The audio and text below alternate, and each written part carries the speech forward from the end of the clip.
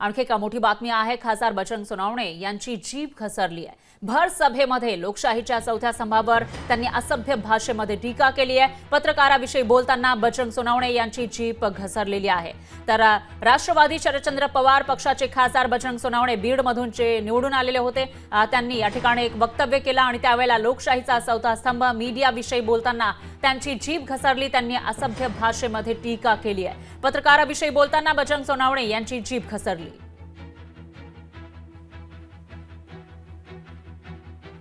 त्याच्यामुळे आता मीडियामधून याच्यावर संताप व्यक्त होण्याची शक्यता आहे। काय प्रतिक्रिया येतात ते बघावं लागेल आणि सत्ताधाऱ्यांकडून याच्यावरून काही टीका केली जाते का तेही बघावं लागणार आहे।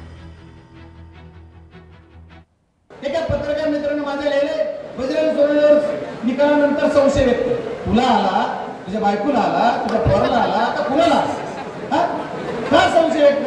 का तर बजरंग सोनवणे केस मध्ये फॉर्म भरा दिसले नाही। माझा स्वतःचा मुलगा आहे, माझाच आहे, तिथं उभा होता ना, तो वन येतो पण मला रॅलीला नाही, ह्याला संशय आला पत्रकाराला। आता ह्याला संशय आला कसा आला तीच कळा। आधारस्तंभ आहे लोकसभेच्या चौथा, तुम्ही खरं लिहा आणि खरं असलं तर बिनधास्त लिहा। लोकशाही मराठी ऐका, पहा, जागरूक रहा।